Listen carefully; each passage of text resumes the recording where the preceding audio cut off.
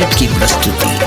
प्रिय पाहुन सिंदूर दान करूं, प्रिय पाहुन सिंदूर दान करूं, सिंदूर दान करूं, सिंदूर दान करूं, प्रिय पाहुन सिंदूर दान करूं, प्रिय पाहुन सिंदूर दान करूं।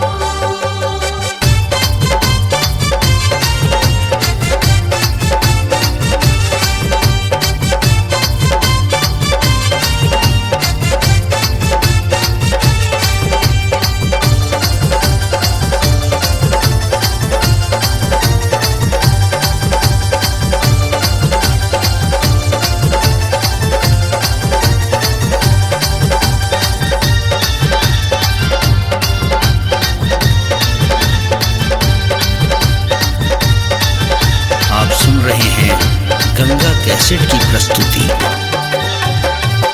ई अवसर नहीं लाज उचित थिक, ई अवसर नहीं लाज उचित थिक, तकर न किछु हठमान करूं पाहुन, तकर न किछु हठमान करूं, प्रिय पाहुन सिंदूर दान करूं, प्रिय पाहुन सिंदूर दान करूं।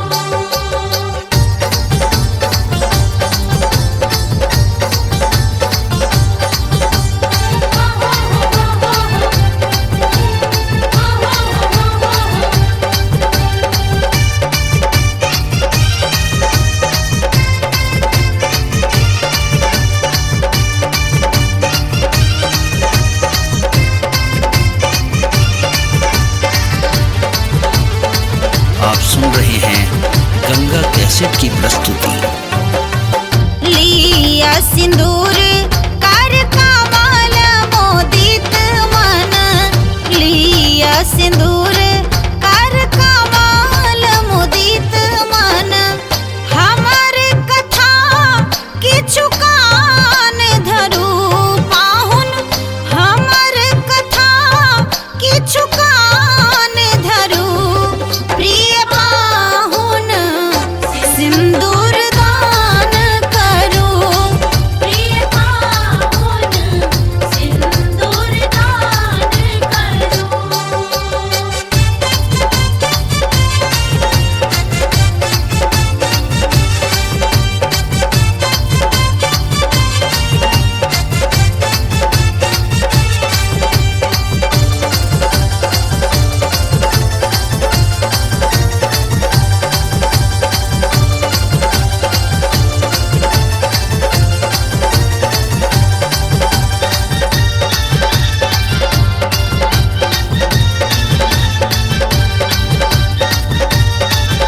आप सुन रहे हैं गंगा कैसेट की प्रस्तुति।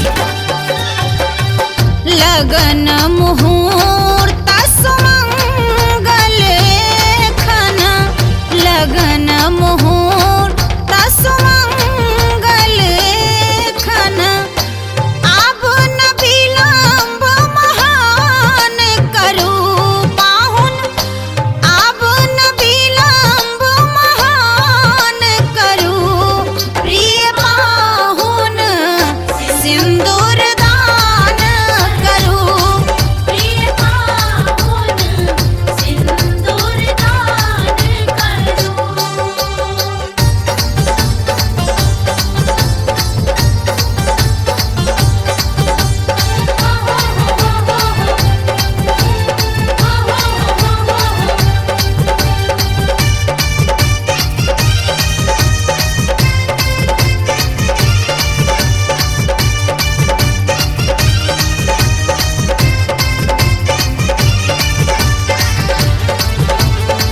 आप सुन रहे हैं गंगा कैसेट की प्रस्तुति।